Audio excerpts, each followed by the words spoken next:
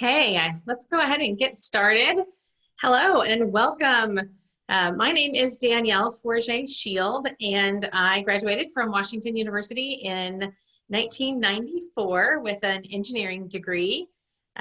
We have a group of Texans on the line here today. I live in Houston, Texas, and I have been involved with Washington University for many years since I graduated, and currently am a member of the Alumni Board of Governors and also the Houston Regional Cabinet. After a fairly successful 15-year engineering career, I jumped off into the world of entrepreneurship, and am pretty excited to be a part of today's presentation because there was a part of my past where I was involved in career workshops, presenting, and the likes as well. I recently sold a medical waste company that I started 8 years ago. And as I mentioned, I was the co-owner of a professional speaking and career workshop company that we rolled into another organization a few years back. And I'm currently working on consulting work and also our family business, which is a dessert food truck. So that is pretty fun to work with my kids on. I'm excited to welcome you to today's webinar featuring Kevin Kiley, a 2007 Olin MBA graduate. So before we begin, I would like to explain the format for today's session. So you will only hear and see me and our presenters throughout today's webinar. The webinar portion will last about 45 minutes. And then after that, we're going to have plenty of time for questions that people have either pre-submitted or that you're welcome to submit through the Q&A, through the question and answer box while we're moving through the webinar. To do that, just type a question in the Q&A box at any time, and we'll combine those questions with the questions we've already received, and during the Q&A session, we'll get to as many of those as we can. Today's webinar is being recorded, and we will share it on the Alumni and Development Association YouTube channel and on the WashU website for the event as well. So now I am very happy to introduce Kevin to you. Kevin is a 2007 MBA graduate from the Olin Business School, and for more than 10 years, he has coached early and mid-career professionals, career switchers, high potential leaders, medical doctors, and graduate and undergraduate students. He has certificates for career and leadership coaching, and his work has also spanned leadership communication, presentation skills, professional presence, team building, and conflict management. Kevin's background includes more than 5 years of leadership experience in corporate talent development and more than 5 years recruiting and evaluating talent for MBA programs at Washington University in St. Louis. In these roles, as an independent coach and as the hiring manager for over 100 professional positions, Kevin has reviewed thousands of candidate applications. Additionally, Kevin is a national award-winning communicator. His 8+ years of experience as a professional editor is highly leveraged in reviewing client resumes, LinkedIn profiles, cover letters, and other communications. He's a professional certified coach through the International Coaching Federation, is a certified career coach, and is also an admissions consultant for graduate school applicants. So we are very excited to have Kevin join us today for a very timely and important topic about smart approaches to launching your job search. Kevin, thank you so much for joining us today. Hey, Danielle, thank you so very much for that warm introduction. Jenna, thank you. And to Sam, too, for all the great work that went into making today possible. It's an absolute pleasure to be with the fellow WashU family today. So thank you all very much for joining me. I want to tell you a story about a gentleman named Thomas who came to me as someone to be coached through a referral within the past year or so. Thomas was really frustrated. And when we started talking to him about why he was frustrated, it had to do with his job situation. He'd only been in his role for about 6 months. And he was just in he was in a world of hurt. And talking more about what happened and how he got into the situation, what ended up happening, what he told me was that he had been recruited to this role by a headhunter, and he had kind of been thinking about a new role at this point, you know, when he was first approached.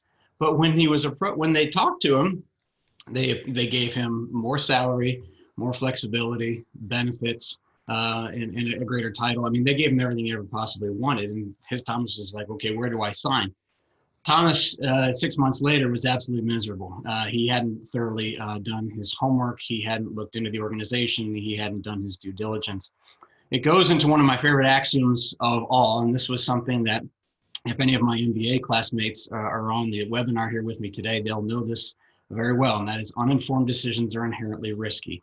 When you make an uninformed decision, you are taking on risk that you otherwise would not need to take on if you had done your due diligence and had actually done your homework and make an informed decision. Uninformed decisions are inherently risky. That's exactly what Thomas did. And the goal of this webinar today is to outline a smarter approach to the job search for every one of you, that every one of you can enact, whether it's now or down the road, so that you can help yourself make informed decisions. And those informed decisions are much more likely to lead to career fulfillment and career happiness. So that's what we're going to talk about here today. So here's today's agenda. We'll talk about how most people approach their job search, a better way to do it, four key things to know before you start applying, how to determine those four things, and then once you know those, what are some pragmatic and strategic next steps. And as was mentioned earlier by Danielle, we'll make sure to leave time for Q&A at the end. So please feel free to use the Q&A box as we go through here to submit your questions as we go. And we'll get to those near the end of our presentation today. So we had a little bit of information about me earlier, very appreciated. So I'm not going to belabor the point very much. But just the one thing I do want to emphasize here is that I am a very proud WashU person. I worked at the university for 11 and a half or so total years, and also am an alum myself. I now own and operate a career consultancy called Career Roadmap. You can check me out online there. As part of that, I do career coaching. I also do grad school application coaching. As a quick aside, interest in grad schools right now is absolutely through the roof, especially on the MBA side, but in other areas as well. And so as part of your own career development, if by chance you're thinking about grad school and would like some application coaching, that might be something for us to discuss. But again, Career Roadmap is the name of my company, and you can go there to the website if you're interested in learning more. So let's get into our content. We have a lot to cover today, so I apologize in advance if I move fairly quickly. These slides will be made available to you at the conclusion of the presentation. And in that, with respect to that, and again, with respect to time and the need to do Q&A for sure, I'm going to move as quickly as I possibly can. So how many people start their job search? They get triggered, if you will. Something changes, something happens at work, they get bored, they have this realization that I don't want to do this the rest of my life. And they think, okay, I need to make a change. And so they update their resume, maybe they update LinkedIn, and they go to various job boards and start firing out applications. And that's it. That's all they do. That is 100% of their job search. Well, this is very akin to what my client Thomas did. I mean, you're not making informed decisions. You're just simply, throwing stuff out there. I would understand if you've done this in the past, and perhaps it has worked for you. It does work for some people. And hey, maybe you get lucky. Maybe, the odds are in your favor and you have a chance to work at a really cool company and it ends up working really well. But more often than not, the odds are actually not in your favor if you do this. This is the kind of thing that more often than not leads to career unhappiness, because once again, uninformed decisions inherently risky. So what would be a better approach? One that is strategic and intentional. One that is not, kind of laissez-faire. It's not just kind of see what happens and kind of throw stuff out there. It's one that is very directive, very strategic, and very intentional in its approach. That this is what gives us the best chance of career fulfillment and career happiness. And notice I said the best chance. There's no guarantees with this. What we're doing here is we're maximizing the chances of a happy career, of career fulfillment, of having a job that you enjoy and you like getting up and going to every morning. And by going to, of course, in a pandemic, we might be talking about going to our home office or our kitchen table or whatever. But that's what we're here to talk about today, is a better approach. So we're not just trying to apply to any job, but making informed decisions and targeting specific roles. So first poll, if Jen, if you could help me out with this, this is something I'd like to know with everyone here. How soon do you anticipate applying? This is something that could factor into what we're talking about right now, just because one of the things we're going to talk about doing is taking the strategic approach. And to do that, it's going to take a little time. So if you would please take a moment and let me know, how soon do you anticipate applying or pursuing a new job?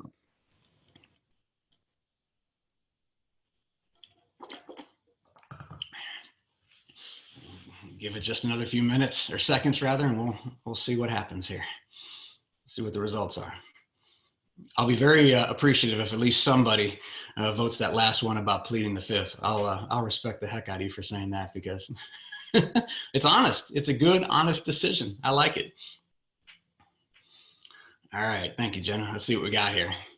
Okay, wow. 40% of our respondents, of our participants here today say they have already started. 40%. That's incredible. Really good. Pretty good meat of the curve there. Another 12% within a month. 17% 1 to 3 months from today.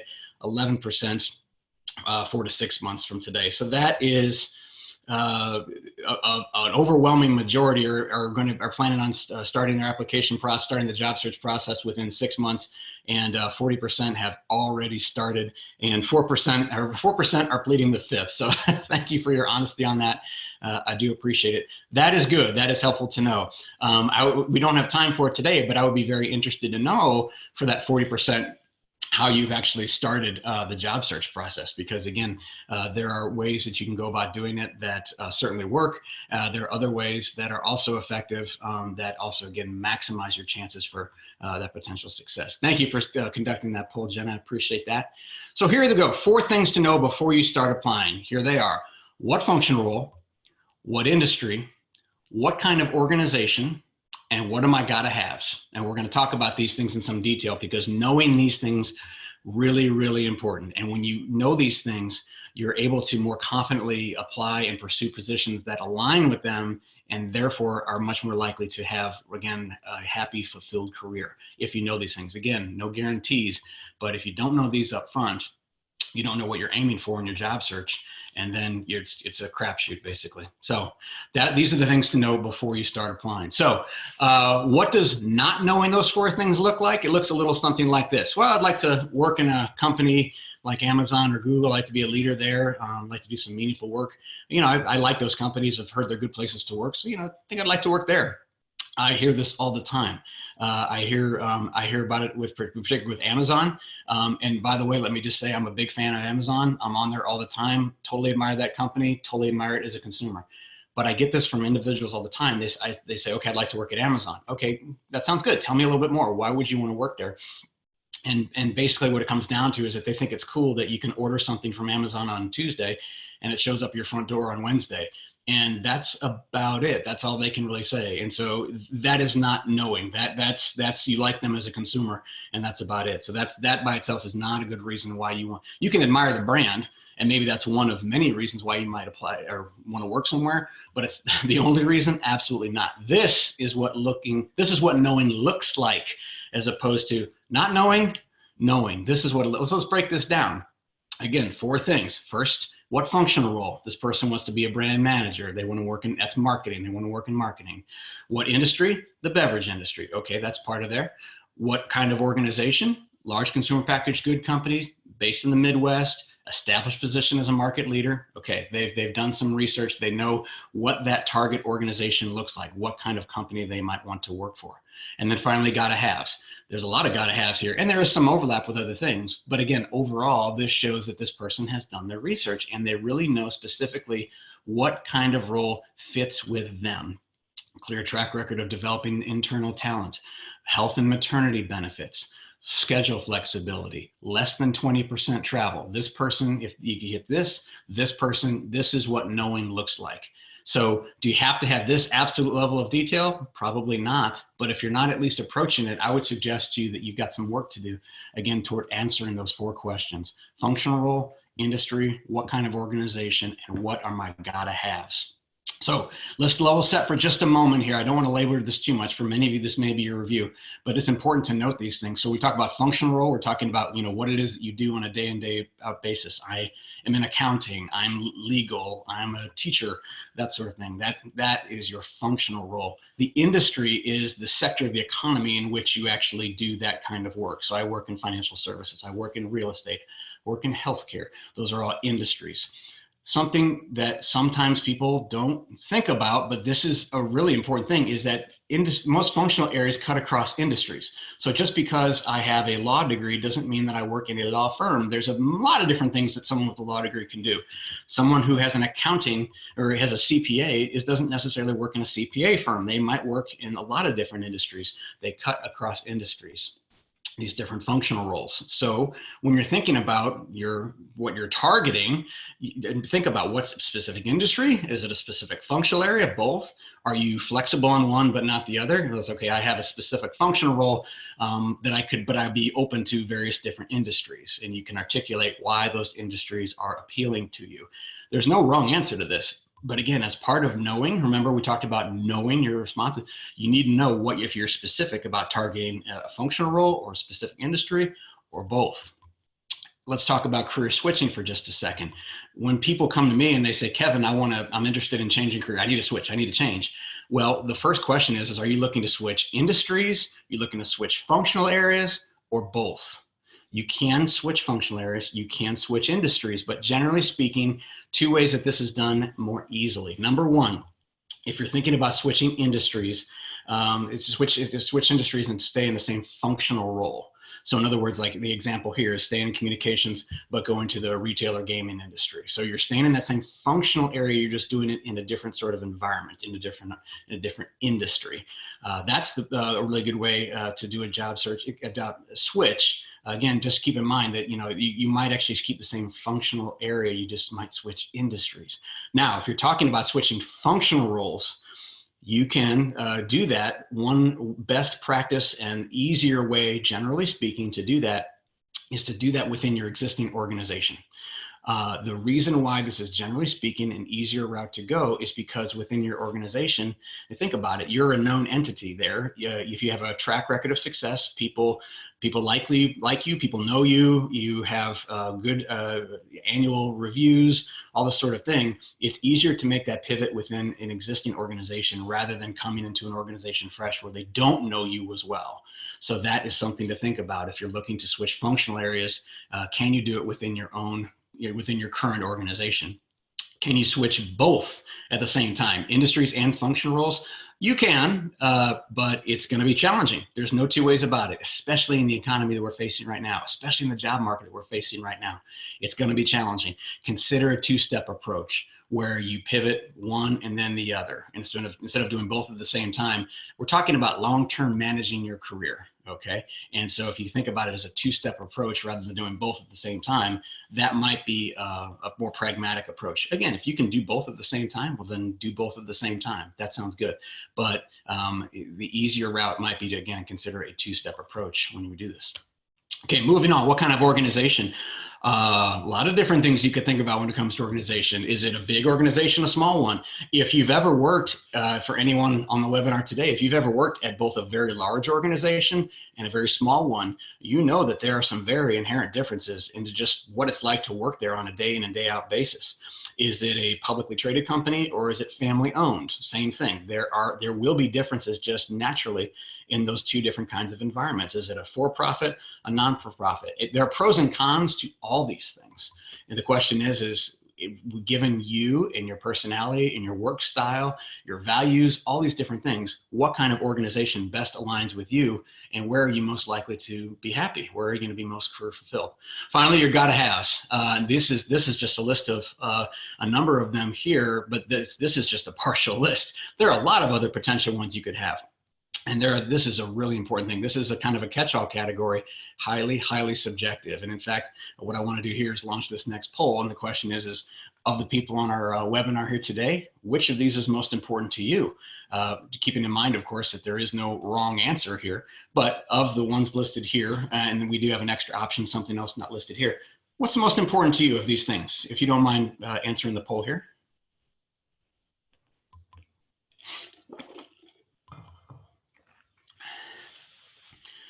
see what's important to people on our call here.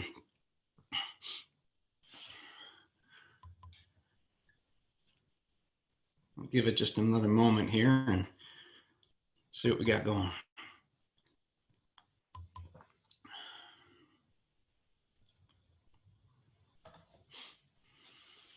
All right, thanks, Jenna. What we got? Ooh, okay. It's all over the place. So the number one response with 30% was organizational culture. 30% there, or 26 respondents.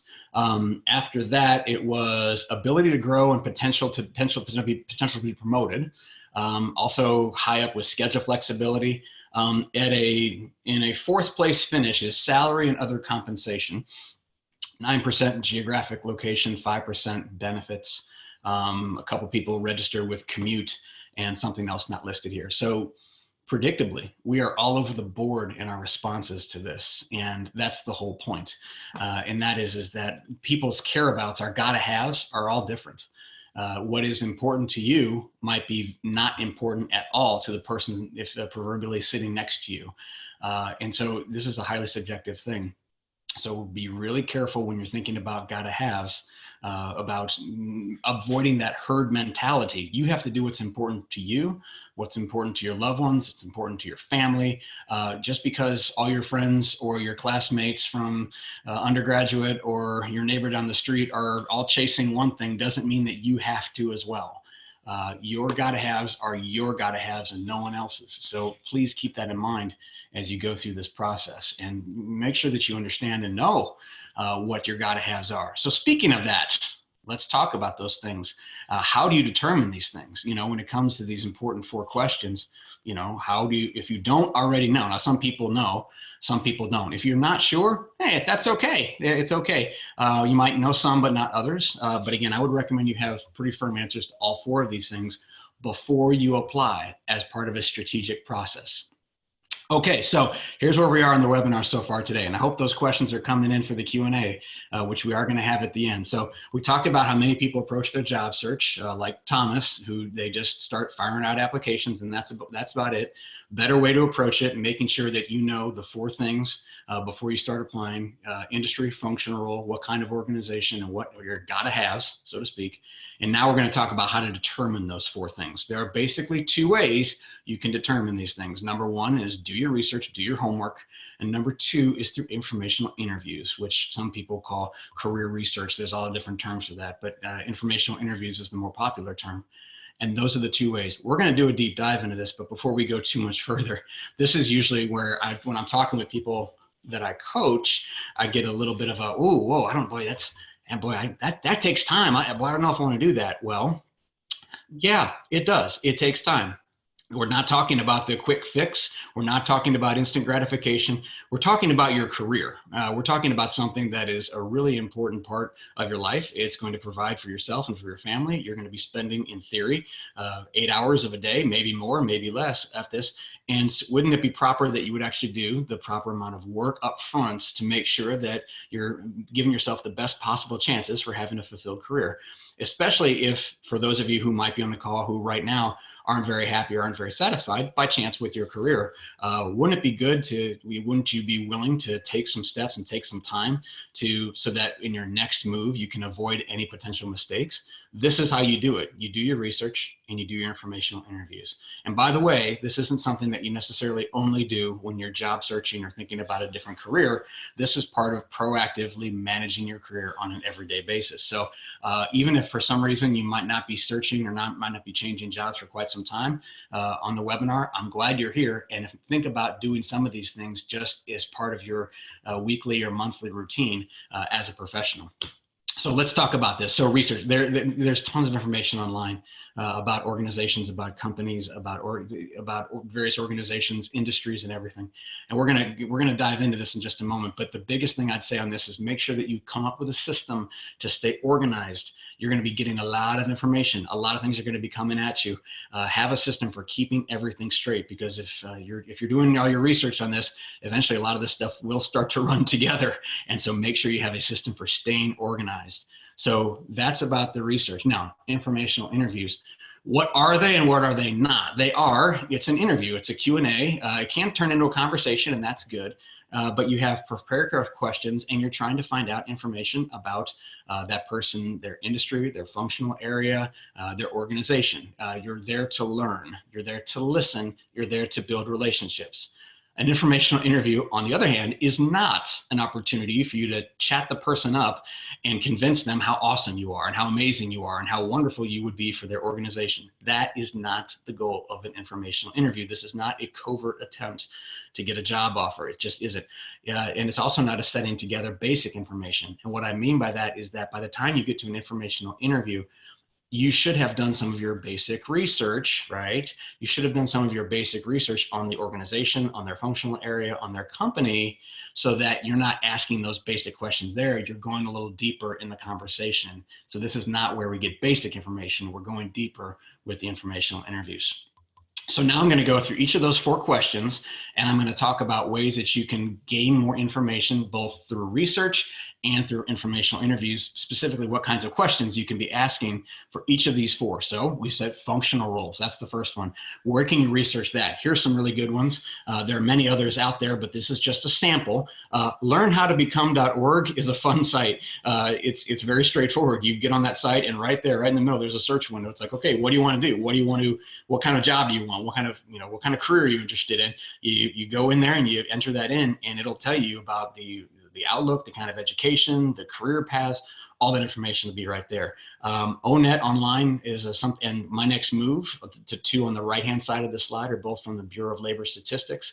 Tons of really good information at both of those. Also trade publications. So that's the research side. Now, if you're diving into functional roles as part of an informational interview, these are some questions you could potentially ask individuals who are you want to know more about their functional role. And again, these slides, we're going to make these available to you afterwards, so don't feel like obligated, like you have to write all these down necessarily. But these are some sample questions. Would you recommend a career in this area? Why or why not?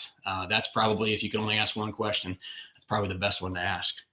Okay, the second one, again, those 4 critical questions, core things to know. What industries? Okay, so bls.gov/IAG,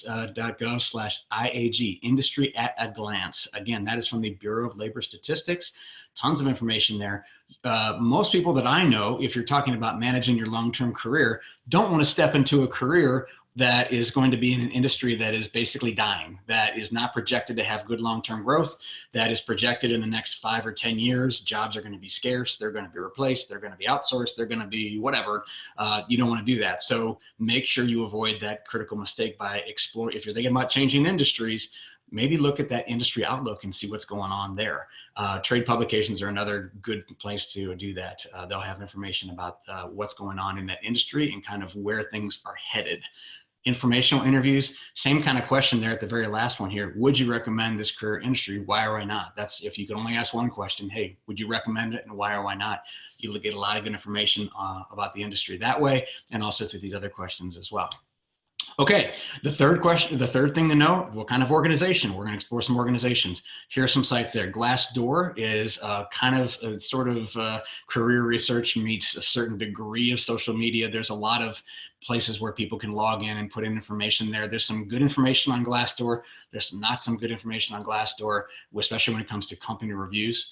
The downside of a place like Glassdoor is that a lot of times people go there when they've got issues, they've got an axe to grind, that sort of thing. Just be careful with those reviews on there. But if you see big overall macro trends, especially reviews of various companies, usually that can be followed, and it's good information to kind of start with. Hoover's is a great place to do information now. D&B Hoover's, done in Bradstreet. You can get a ton of information about various companies there. Just again, basic information all the way through their economic outlook, who their leaders are. Obviously a place like LinkedIn is another great site. Again, these resources are just a sampling. There are many other places you can do that. Follow them on social media. Almost every organization, if you're looking to get to know a company better, an organization better, they'll have a presence on LinkedIn, on Facebook, on Instagram, on Twitter. Follow them all if you want, and you'll get a sense for kind of what's going on with the organization. But also follow their news clippings. You can set up a Google News alert, for example, and you'll get information about what's going on with the organization and also relative to the industry as well. And here again, once again, questions to be asking about, if you're targeting if you think that Coca-Cola company in Atlanta is going to be on your target organization, hey, great company, brand name, the whole thing. But then you sit down with someone who actually works there or who recently worked there. These are some questions you could potentially ask them about their organization. Again, remember that informational interview is not a covert thing where you're trying to ask for a job. You're gathering information about the company, about the organization. And oh, by the way, having this information is really good when it comes to when later on, when you would actually apply to the organization, you could use this information in things like your cover letter. You could use information in things like the job interview, that sort of thing, as you're trying to sort of demonstrate that you're plugged into the organization, you're familiar with its culture, where they're going, what their high-level strategies are, that kind of thing. This information can be really helpful for that as well. Finally, gotta-haves. This is a really important one. Again, I mentioned earlier, this is kind of a catch-all category. You can see that two of the ones here are personal introspection, family and loved ones. And what I mean here is that what you want to do is, again, know your answers to this, the question, what are my gotta-haves, before you start applying. If your current role entails a ton of travel, or it did before the pandemic hit, and normally it traditionally includes a lot of travel, and you're looking forward to getting back on the road and traveling and everything like that, and all of a sudden you're looking for new jobs and they all include a lot of travel too, and then you have conversations or have a sit down and talk with your loved ones, and you come to find out that they really don't like you doing all that travel, and all things being equal, they prefer that you wouldn't travel as much. This is just one example. Then, that's the kind of thing you want to have that conversation before you start submitting a bunch of applications and going through an interview process. Again, these are things you want to know before you start applying. That's just one example. So again, personal introspection, and talk to your family, talk to your loved ones, and make sure that everyone's on board with what's important and what's not important. And there are many other examples to this, but knowing your gotta-haves is a really important thing. So, okay, information interviews. I'm going to go through this kind of quickly. I get this a lot. Hey, Kevin, how do I get an information interview? Ask. That's the number one way to do it. Identify people who either are in that industry that you're interested in, have that functional role, are in that kind of company. LinkedIn is huge for this. In an earlier webinar that I did for the WashU Alumni Association this year, we talked quite a bit about LinkedIn, and that is absolutely essential stuff for any job seeker today. If you're not present on LinkedIn, if you don't have an updated profile, I would suggest, this is an aside, I would definitely recommend you get on that, because that is really important, especially if you're talking about job searching during a pandemic. It's the way that so many people are going to first sort of interact with you outside of perhaps a resume or an email. Your LinkedIn profile needs to be on it. So, use email, use LinkedIn messaging, clearly communicate the purpose for asking for the informational interview, offer to meet at a time and place of their convenience. Obviously, there's not a lot of in-person meeting going on right now, but if you do something like that, if you're going to do a coffee shop or something like that, that's fine. You should offer to pay, at least offer to pay. I would avoid happy hours unless it's someone you know really well, but even that, I can't recommend it. Okay, so usually they're fairly brief, 15 to 30 minutes. Send them a link to your LinkedIn profile if you're not already within the LinkedIn space. Do not send them an attachment, especially if they weren't expecting your email. If you send them an attachment like your resume, much more likely that email is going to get caught in a spam filter. Keep it brief, and if you don't hear back from them within 2 weeks, a gentle follow-up is fine. If you don't hear back, don't take it personally. Some people are really good about doing stuff like this. Other people are not. If they're not, don't take it personally. Just move on to someone else. Okay. Never take it personally. Sometimes people just have other things going, or they're just not very good at this sort of thing. Make sure you do your preparation beforehand. Look them up on LinkedIn if you haven't already. Make sure you have your questions prepared, and also be prepared to answer some basic questions about yourself, because as the course of the conversation goes, they may end up asking a few questions about you, your career path, and that kind of thing. Don't feel obligated to necessarily have all the answers to their questions, but don't be surprised if they ask you some questions as well. Typical things when you're having a networking sort of interaction, you're not just jumping into your questions right away. Be prepared for some small talk, then transition into your questions. After you ask a question and they provide a response, make sure that you're practicing active listening.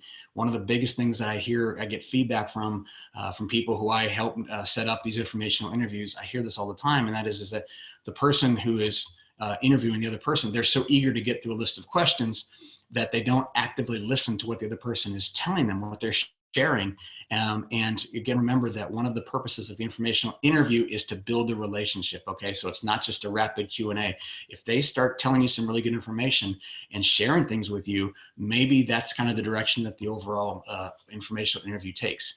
So if you don't get to all your questions, that's fine. One of the last things that you can ask them is, if I think of anything else or if I have other questions, do you mind if I send those to you? Almost always they're going to say yes. And another good wrap-up question is there anything else you think I should know? They might be sitting on some really good information they would be happy to share with you, but they just haven't had a chance to ask that question yet. And of course, common business courtesies, follow up with a thank you. Email is fine. If you set it up via LinkedIn, a message within LinkedIn is fine too.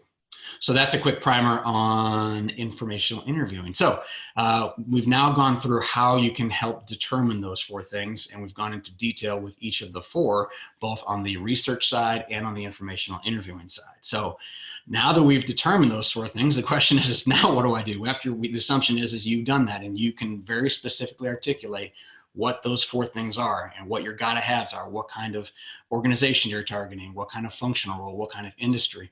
Question is, now what? Let me reference quickly the webinar that I led for WashU in July. It's available on YouTube, just like this one's going to be available on YouTube. The name of that presentation was Career Management in Uncertain Economic Times. In addition to a module in there on LinkedIn, as I mentioned earlier, the final topic was 9 proven tactics as you launch a job search. If you, by chance, were not able to join us in July, I would encourage you to go back and watch that webinar. A lot of really good things to think about in addition to what I'm about to share when it comes to launching a job search. It's kind of 9 kind of random sort of different things. What I'm about to share with you is a strategy, a methodology, an approach that you can take to specifically launching your job search after, again, you have specifics to those 4 things that we talked about before.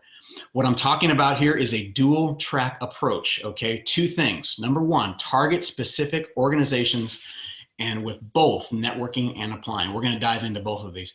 And number 2 is cast a wide net for opportunities with other organizations. So specific organizations, this is track number 1.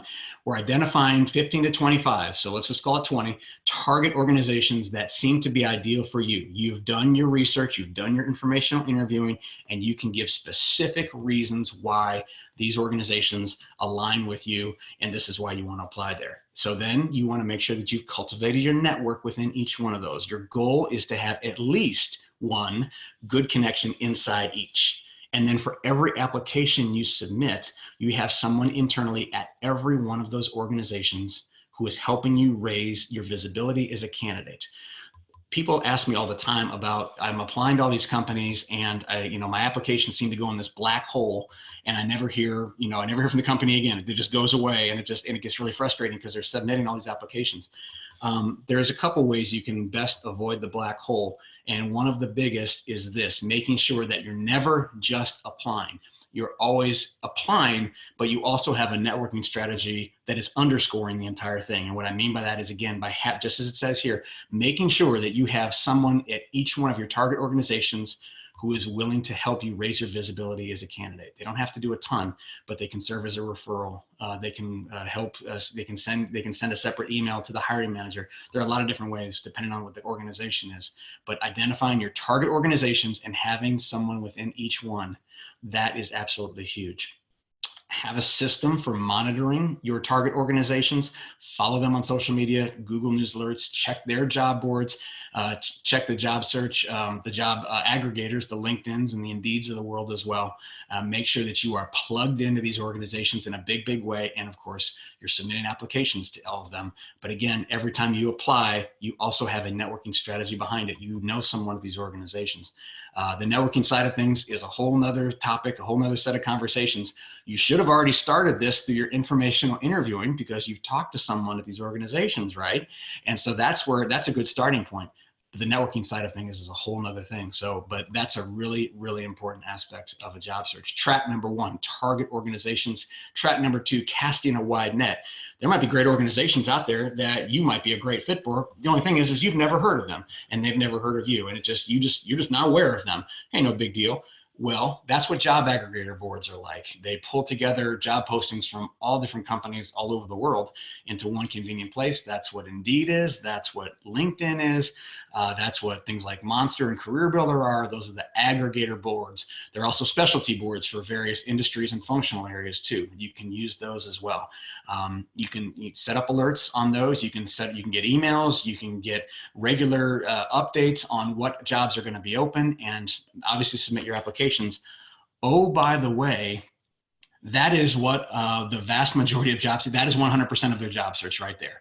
They go to Indeed, they go to LinkedIn, and they just start firing out applications. Now, thanks to you and your WashU education and you attending this webinar, you know that this is not a sound strategy. This is not all of this should it be. Nothing wrong with, applying through these different job boards and whatnot. But you're not just doing that. First of all, again, you know what your ideal job looks like because you know those 4 things that we talked about earlier. You know what your responses are to each one of those. But again, just like for when you have target organizations, here, even if you're doing the cast a wide net, you're backing this up with a networking strategy. Again, your goal is to every application you're submitting, you have someone internally who is helping you raise your visibility. Now, maybe you already know someone at that organization, maybe you don't. So when you do this, you might be, after you apply, you also have to do some work with networking. You're using LinkedIn and you're seeing about who you can connect with at that organization. But never just submit an application. Submit an application, but always back it up with some kind of networking. Do what you can to make sure that you can get your visibility as a candidate raised. Absolutely huge. A final word before we go to Q&A. We're almost there. A word about executive search and headhunters. As part of your strategy, can they help? Absolutely, but be very careful. They can help a lot, but be careful not to over rely on these professionals. There are certain areas and industries and functional roles where if you're plugged into an executive recruiter, a headhunter, that sort of thing, they can be a big help. But there are others where it's not. And it also depends on, again, your functional area, your industry, what level you are overall in your career, more junior versus senior, all these different kinds of things. I have individuals who come to me for coaching who think that the only thing they have to do is basically send their resume to a few headhunters and then they do all the work for them. And again, it's possible that in the past that has been a successful strategy for them. And hey, maybe it works. That's great. But, we remember the example at the top of the webinar here about my client, Thomas. It can also not work. So just remember that this is not, a magic wand. It can be part of a strategy. If you choose to do this, great, go for it, but make sure it's not the only thing you do. How do you find them? LinkedIn, targeted searches on LinkedIn, and ask other people who are in your network who they've used before, who they've had success with. If they work in your same industry and or your same functional role, chances are if you ask enough people, privately, quietly, people you trust, that kind of thing, they'll be able to connect you with people, because the world of executive search and headhunters, the really good ones, are very specifically targeted to various areas. They don't have a very broad reach. They're very, they're in a specific industry or a certain functional area. They're pretty niche overall in their approach. So think about it, but just remember, don't over rely on these individuals. So now your next steps. After you know your responses to those 4 key questions, you're taking a dual track approach. You're targeting specific target organizations and you're backing that up with your networking. You're also at the same time on a parallel track, you're also casting a wide net for other organizations to see what else might be out there. And again, this is all backed up by you knowing what functional role, what industry, what kind of organization, and what are your gotta-haves. When you do that, you have this strategy and you employ it, this is how you're most likely to lead to positions and jobs and that sort of thing that can lead to career happiness and fulfillment. This is the way it's done. So we've been through the full agenda here today. So again, we've been through all of these different things. I hope that you've come away from this discussion, again, knowing that, that concerted, intentional, strategic approach is going to be the best way to launch a career search, launch a job search, and is most likely to, again, lead to career fulfillment. It's not a guarantee, but that is how you maximize your chances of success knowing once again, uninformed decisions are inherently risky. Avoid those uninformed decisions. So thank you all very much again for your time today. We're going to move to the Q&A at this point. I invite that everyone on the call here, again, I do career coaching. If you're interested in talking with me more, my contact information is right there. Please connect with me on LinkedIn. I'd be happy to connect with you there. And with that, let me flip it back over to Danielle, and let's get to the questions. Danielle? Thank you so much, Kevin. So much information. We've had quite a few questions come in about people who are more mature in their career. So those people who would either be looking to get back into the workplace, or they've lost their job, but they're still not near retirement age, at least retirement, in their eyes. Do you have any thoughts on those folks, both on tips on re-engaging in the workforce, and then also, what if they want to change careers at this point? Any thoughts on that? Sure. Okay, but yeah, thank you. There's a lot there, so let me try to kind of break it down a little bit. So first of all, let's talk about people returning to the workforce. Return to the workforce, especially these days, is something that a lot of people are facing. Again, given with an understanding of what COVID has done to the economy and to the jobs market. Take it from a career coach. There are a lot of really good people right now who are out of work and who are looking for jobs. And so it's an unfortunate reality, but it is reality. Once upon a time, when people had gaps on their resume or gaps in their LinkedIn profile, it was seen as this major issue, cardinal sin, big deal kind of thing when it comes to careers. And it was going to be something that people were going to really have to work to overcome when it comes to their overall careers. That has largely fallen by the wayside. It will get noticed by recruiters. It will get noticed by hiring managers. The question is if you have a gap on your resume, the question, okay, well, what were you doing during that time? What can you account for this gap on your resume? Whether that was you were participating in a family move, or you took a sabbatical year, or for other family reasons or whatever. There's a lot of good reasons why. And especially now with COVID, it is becoming an increasingly thing. I see it on resumes now all the time, where people who have been either furloughed or let go, in their dates on their resume, it'll actually say, COVID reduction right by the dates on their resume right there. And that immediately signals to any recruiter or hiring manager, kind of what's going on. So when you're getting back into the job market after time away for whatever reason, the biggest thing that you can do to help yourself is to simply clearly communicate what the reason has been for your absence. And people, again, more than in the past, are generally understanding of these things. And so don't shy away from it. One of the biggest things that I encourage people I coach when it comes to the overall job search is to make sure that you're clearly communicating to recruiters, to hiring managers. Give them complete information. Don't make them guess as to what's been going on or what the scenario is or what the situation is. Just clearly communicate. And then they're going to want to know, again, how you've been spending that time specifically. If it's been a long while, if it's been several years, 5 years, even 10 years, and now you're thinking about re-entering the workforce, you are going to be starting from a position where you're going to have to really kind of get back out there and prove yourself.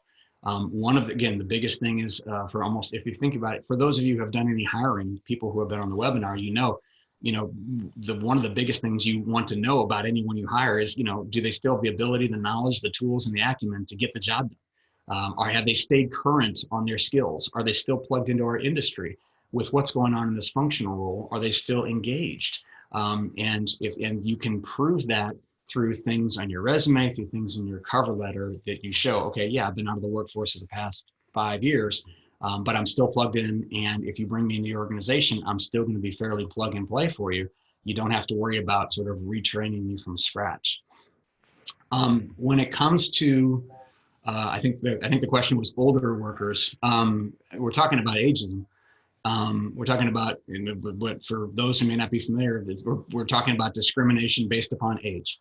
And that's really all it is. It's discrimination. It happens. It's a reality, and it's extremely unfortunate, to put it mildly. But it happens, and it's out there. There are organizations, they'll never specifically say it, but they do it. You can see based on their hiring practices, they tend to hire younger people, and older individuals just are not going to be on their employee roles as much. And so for individuals who are older in the workforce and have more experience, sometimes changing jobs becomes quite a challenge. This is not something that's new. This has been going on for a while, and we can't sit here and pretend that that doesn't go on. And so what can we possibly do to overcome that? There's a lot of different things, but one of the biggest things is sort of it seems perhaps counterintuitive to some individuals, and that is actually you want to downplay dates and downplay the volume of experience that you have. And you want to, because that you're basically communicating directly or indirectly, an element of age. And again, whether we like, it's not a good thing, but like it or not, it happens. And when people see someone who has that much experience, they immediately make assumptions about the person and their ability to be a good employee. And so downplay the years and the dates when things like a resume, and also make sure that resume, and this is something that every job seeker should be doing, by the way, make sure the resume is highly targeted for the specific role. It is not a place where you have to, or even should, laundry list out every bit of experience you've ever had. And that can be very challenging for some people because a lot of people have a lot of really good experience. And again, it seems counterintuitive for many people to actually remove things from their resume, good experience that they've had. But when it comes to a certain point in your career, it may not be aligned with what you're going for. And it also might actually be working against you. Have a bias towards your more recent experience. That's what it is in a nutshell. Entire books have been written on the topic, but as quickly as I can, those are some thoughts about how you can overcome those things.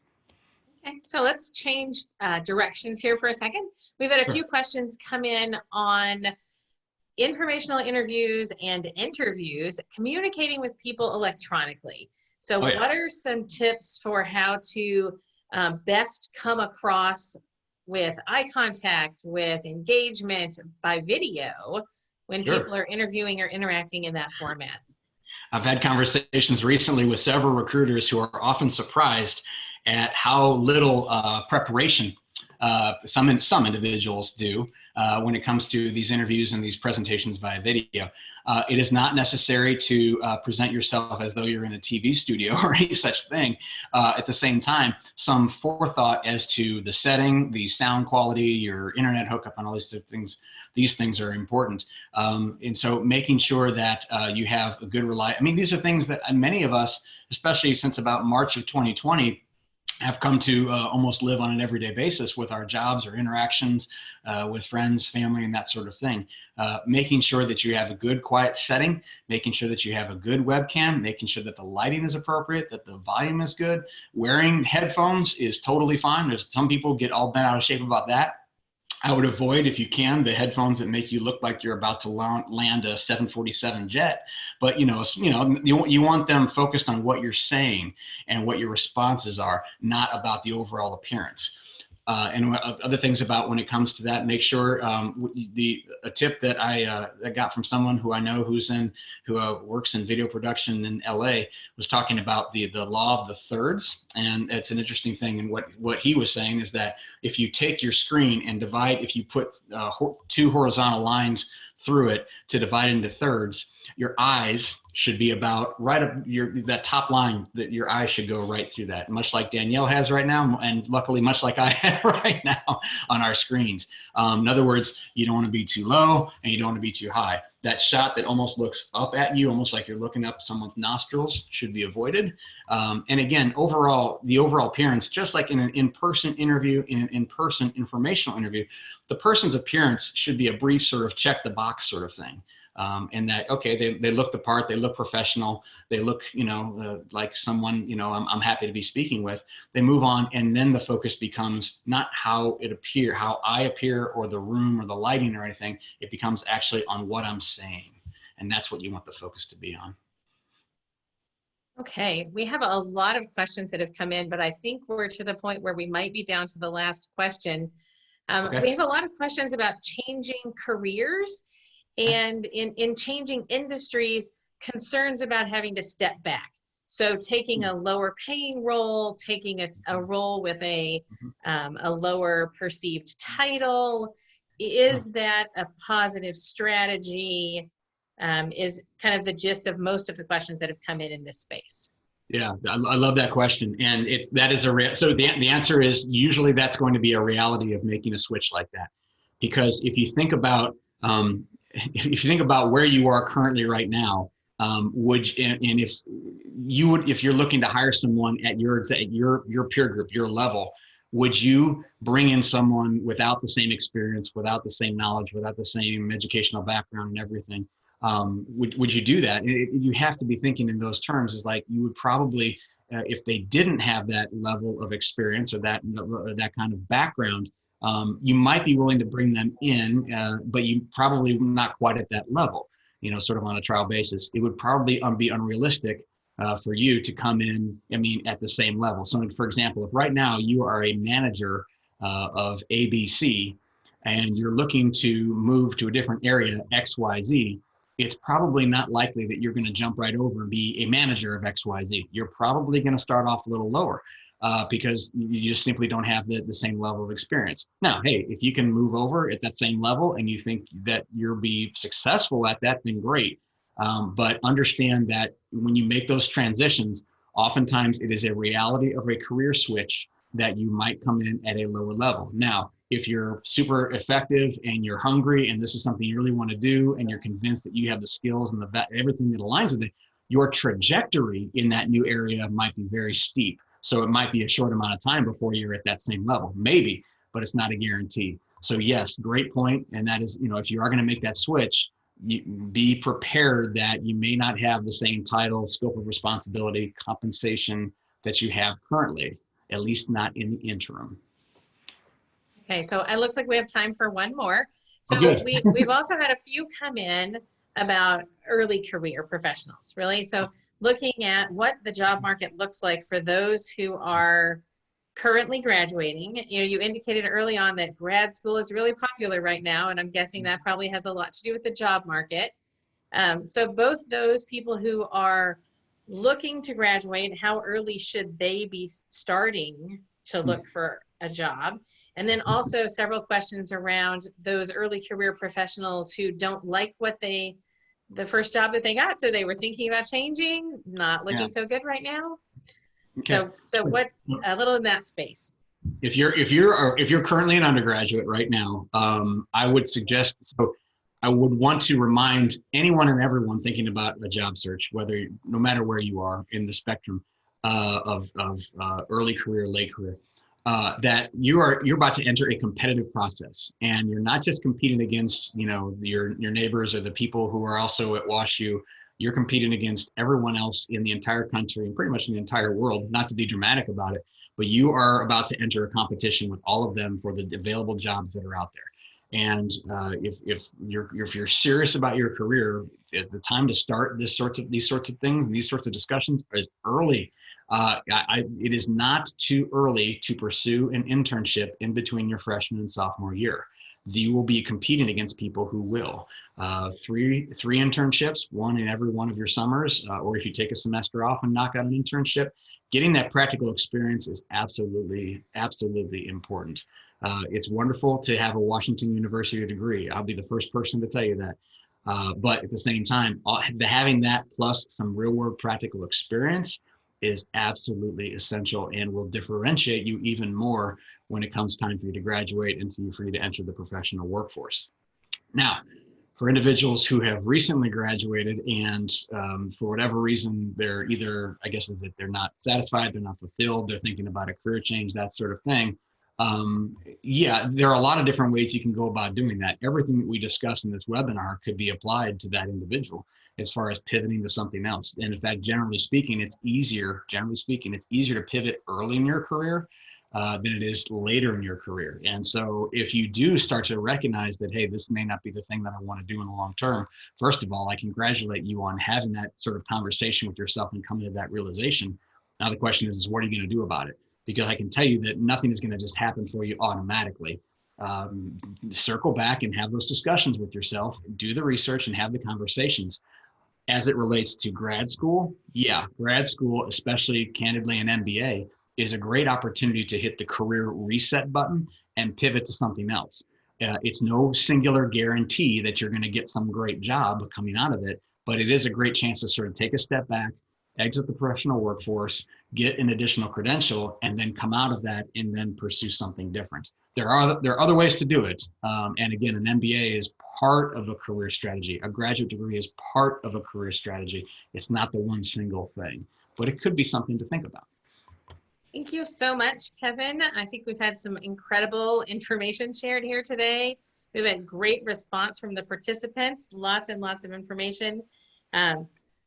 We really look forward to seeing all of our participants on future Washington University webinars. I must say, I have been beyond impressed with the way WashU pivoted from the significant number of in-person events they held around the country every year, and they really have done a phenomenal job of turning that into virtual events and giving endless opportunities for all of us as alumni. So kudos to the Alumni and Development Department and the entire team in that area who have really, really jumped on the ball and done a great job. So we look forward to seeing you all on the next webinar that you choose to register for. We encourage you to visit the digital resource and virtual connections page on the Washington University website, where you can learn about other ways to connect with alumni, students, and faculty. Maybe somebody there might be a great place for an informational interview for you. And and really take advantage of those connections and all of the incredible information that has been shared throughout the last 6 months through these virtual seminars.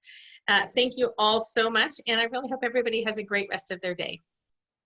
Great. Thanks, everyone. Thanks, Danielle. Thanks, Jenna.